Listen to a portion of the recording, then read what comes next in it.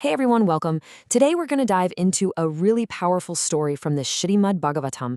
It's this incredible tale about a king, let's just say a very short-tempered sage, and a test of faith that shows us where true strength really comes from. Let's get into it. So this really gets to the heart of the matter, doesn't it? On one side, you have this massive, powerful curse, born out of pure anger and pride. And on the other, you have the quiet, steady humility of a person with pure faith. Which one's going to come out on top? Well, that's what we're here to find out. All right, so let's meet our hero, King Ambarīṣa. Now, this guy had it all. He was wealthy, he was a respected ruler, he had a huge kingdom. But you know what? None of that was his real treasure. What truly made him great was his devotion. It was pure, it was constant, and it was everything to him. And this wasn't just some part-time thing for him. Look at this. He literally integrated his faith into every single part of his life. His mind was always thinking of God, his words were always praising God, his hands were busy serving others. He saw his entire kingdom as just an offering. That's a level of dedication that really sets him apart from, well, just about anyone. But as you can probably guess, a devotion this pure is bound to be tested, right? And what a test it is. A secret promise he's made is about to collide with the arrival of a very, very powerful guest.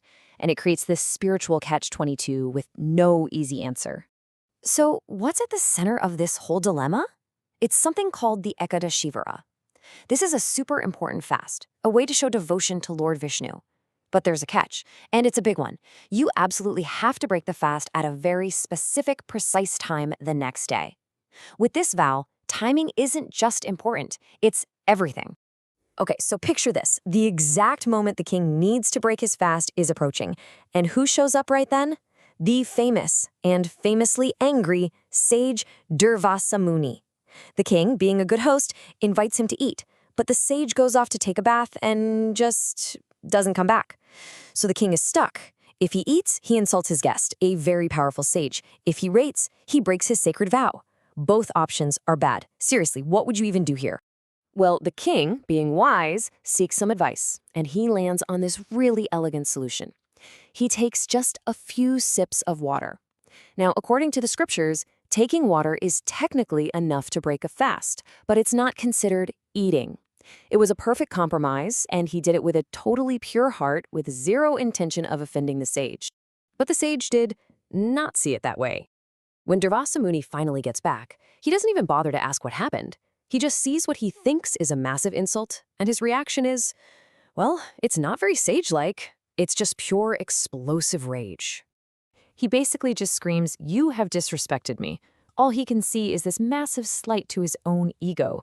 He completely misses the king's devotion, his respect, and the impossible situation he was in. And in that moment of anger, he decides the king has to pay. And things just go from 0 to 100, like instantly.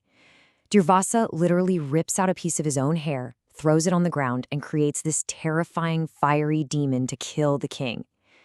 But King Ambarīṣa, he doesn't even move. He just stands there calm. And because his faith is so pure, it acts like a shield. In a flash, Lord Vishnu's personal divine weapon, the Sudarshana Chakra, appears out of nowhere. It completely obliterates the demon, and then it turns and starts heading straight for the guy who started it all, Durvasa Muni. And just like that, the tables are turned. The all-powerful sage who was about to kill a man is now running for his life, being chased across the entire universe by an unstoppable divine weapon that he himself unleashed. The hunter has definitely become the hunted. So Durvasa is terrified, right? He runs to the top, to Lord Brahma, the creator of the universe. He's thinking, surely he can help me. But Brahma just tells him, nope, I can't do anything. I'm powerless to stop the Sudarshana. Okay, plan B. He flies to Lord Shiva, the destroyer. But he gets the same answer, no refuge here. But Lord Shiva, he gives him a clue, a really, really important one. He says, the only person who can save you now is Vishnu's devotee. Think about that.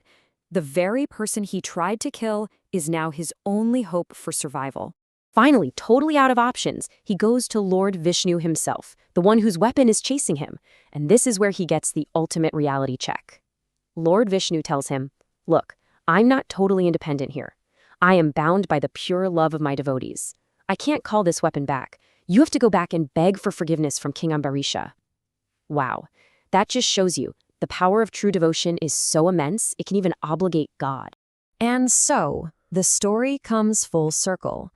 This terrified, completely humbled sage has to go all the way back to the king he tried to murder and literally beg for his life. And this is where we see the most powerful move in the entire story.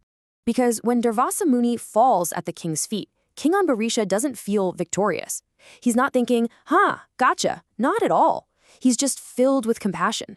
He immediately starts praying, not for himself, but for the safety of the man who just tried to have him killed. Now that is true humility. It's forgiving someone when you have every single right to be angry. And of course, because the king's prayer was so sincere, the Sudarshana Chakra stops. Durvasa is saved, and you can bet he learned a lesson he would never, ever forget. So what does this story leave us with? These amazing truths, right? That sincere love is your greatest protection. That anger is just self-destructive. And that real strength, it's found in being humble and forgiving. So I want to leave you with something to think about.